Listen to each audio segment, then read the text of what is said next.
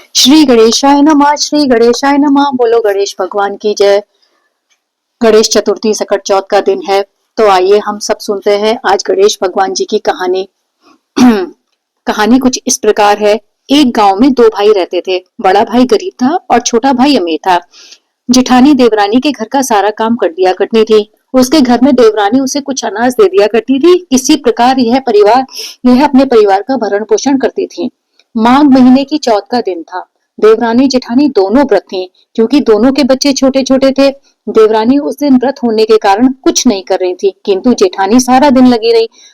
उस दिन उसने तिल धोया, साफ किया, गुड़ साफ किया, कई तरह के लड्डू बनाए, सिंघाड़ा पीसा, उसके आटे का हलवा बनाकर रखा। यह सब करते करते उसे शाम हो गई। तब उसने अपनी देवरानी से पूछा कि छोटी जो ये झाड़न फटकन है, क्या मैं उसे ले जाऊं? देवरानी बोली, ले जाओ। वह फटकन लेकर जेठानी घर आई। आज घर में चूल्हा ही नहीं जला था, बच्चे भी भूखे थे। उसने आते ही बच्चों से कहा कि जाओ खेत से बथुआ आदि कुछ ले आओ, तो मैं उसी को मिलाकर कुछ लड्डू आदि बना लूं और पूजा कर लूं। बच्चे जाकर जो उन्हें समझ आया नोच लाए। तिल की फटकन, गुड़ का चूड़ा, माँ ने जो लड्डू बना दिए उसी का भोग भी लगा दिया। जो सामग्री मिली उसी से पूजन कर दिया। उसके पश्चात सबको वही लड्डू दिए और स्वयं भी एक लड्डू खाकर पानी पीकर धान के पुआल से बने बिस्तर में सबको चिपकाकर एक पुरानी फटी हुई रजाई ओढ़कर सो गई। गणेश जी उसकी आस्था, विश्वास एवं गरीबी देखकर बहुत दुखी थे। आधी रात में एक बूढ़े ब्राह्मण का वेश बनाकर जेठानी के घर गए और दरवाजा खटखटाया। जेठानी उठकर गई, दरवाजा खोला। एक वृद्ध ब्राह्मण खड़े थे। उन्होंने अंदर आने की बात कही। वह बोली, आ जाइए महाराज। एक टूटी चारपाई थी, उस पर फटी पुरानी कतरी बिछा दी। ब्राह्मण बोली, बेटी आज तो सकट है, तुमने लड्डू आदि बनाए होंगे, मुझे तो भूख लगी है, खाने को दे दो। मैं बोली, महाराज देवरानी के घर से कुछ झाड़न फटकन ले आई थी, थोड़ा सा गुड़ का चूरा था, बच्चे बथुआ आदि नोच लाए थे, उसी को मिलाकर लड्डू बना दिए। सब ने दो दो खाए हैं, अभी भी दो रखे हैं, आप भी खाकर पानी पी लीजिए। यह कहकर उसने वही लड्डू और पानी लाकर ब्राह्मण देवता को दे दिए। उसके बाद वह भी लेट गई और ब्राह्मण देवता भी। 2 घंटे बाद ब्राह्मण देवता बोले, बेटी मेरा तो पेट दर्द कर रहा है, मुझे कोई स्थान बताओ। बेचारी को बहुत ठंड लग रही थी। उसने कहा, बाबा इतना बड़ा खंडर पड़ा है, आप कहीं भी निपट लीजिए, मैं सुबह उठूंगी तो सब साफ कर दूंगी। ब्राह्मण रूपी गणेश जी ने सारे घर में छोटी छोटी ढेरी लगाई। जैसे ही थोड़ा सवेरा होने वाला हुआ, वे बोले, बेटी मैं जा रहा हूँ। रजाई में दुबके हुए ही वह बोली, अच्छा महाराज मैं आपका पैर छू रही हूँ, बाहर जाकर दरवाजा भेड़ दीजिएगा, जिससे कुत्ता आदि ना घुसे। कुछ देर बाद वह उठी तो देखा कि मेरे घर में यह क्या चमचमा रहा है।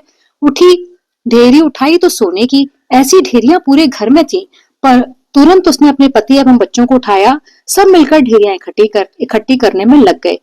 इस सारे कार्य के कारण जेठानी को देवरानी के घर जाने में देर हो गई। देवरानी चिल्लाती हुई आई कि मैं कल की भूखी प्यासी, अभी तक तुम्हारी नींद नहीं खुली। घर के अंदर पैर रखते ही उसने सोने की ढेरियां देखी तो देखती ही रह गई। वह बोली, तुम्हारे बच्चे कहाँ से चोरी करके या डाका डालकर इतना सोना ले आए हैं? अब तुम मेरे घर का क्या ही काम करने आओगी? जेठानी ने बड़ी विनम्रता से कहा, बहन मेरे बच्चों को भला बुरा मत कहो, गणेश जी की कृपा है, सकट महारानी मेरे ऊपर दयालु हो गई हैं। और इस प्रकार उसने रात की पूरी घटना कह सुनाई। अब जेठानी के दिन फिर गए थे। उनका भी पक्का घर, खेत बाड़ी सब हो गया था। इधर किसी तरह 1 साल बीता। सकट के दिन देवरानी जेठानी के घर आई और बोली, लाओ दीदी तुम्हारे घर का काम करवा दूं, तिल गुड़ साफ कर दूं। जेठानी ने मना किया कि नहीं, तुम व्रत हो, नौकर चाकर सब करवा लेंगे। किंतु देवरानी ने जबरदस्ती तिल फटका गुड़ साफ किया। जेठानी से बोली, दीदी ये फटकन मैं ले जाऊं? जेठानी ने कहा कि छोटी तुम्हारा जितना मन हो, अच्छा अच्छा तिल गुड़ ले जाओ, यह क्या करोगी? किंतु वह नहीं मानी और वह फटकन, परोछन, तिल एवं गुड़ का चूरा ले आई। घर जाकर बच्चों से कहा कि खेत में जाओ और थोड़ा बथुआ आदि तोड़ लाओ। बड़ी मुश्किल से बच्चे गए, थोड़ा बथुआ आदि तोड़ ले आए। उसने अच्छे अच्छे लड्डू, हलवा आदि बनाकर कमरे में रख दिए और भी जो लड्डू बथुआ आदि के बने थे थोड़ा सा चख लिया और जबरदस्ती थोड़ा थोड़ा बच्चों को भी खिलाया। एक टूटी चारपाई और फटे ही कतरी पहले से रख ली थी। बच्चे और पति तो पलंग पर सोए थे, किंतु वह जमीन में पुआल डालकर फटी रजाई ओढ़कर लेटी। नींद तो आ नहीं रही थी। पता नहीं किस समय गणेश जी आ जाए। गणेश जी ने भी अपनी लीला दिखाई। ब्राह्मण के वेश में डंडा टेकते हुए आए और दरवाजा खटखटाया। झटपट वह उठ बैठी। ब्राह्मण ने खाने को मांगा तो बोली महाराज घर में तो कुछ नहीं था, मेरी जेठानी के यहाँ से फटकन परोछन एवं गुड़ का चूरा लाई हूँ। बच्चे बथुआ तोड़कर ले आए थे, हम सब ने मिलकर खाया है, 2 लड्डू रखे हैं, आप भी खा लीजिए। ब्राह्मण ने खाया और सोए। देवरानी को नींद कहाँ, वो तो सोच रही थी कि कब ब्राह्मण देवता उठे और उनके पेट में दर्द हो। ब्राह्मण देवता कसमसाए और उठे और बोले, बेटी मेरा तो पेट दर्द हो रहा है, मुझे तो कहीं जाना पड़ेगा। वह बोली, अरे महाराज इतना बड़ा घर पड़ा है, कहीं भी कर लीजिए, सुबह नहाने से पहले मैं साफ कर दूं। गणेश जी बोले, गणेश जी की कृपा। उन्होंने सारे घर में सिरहाने पैताने सब जगह गंदगी फैलाई।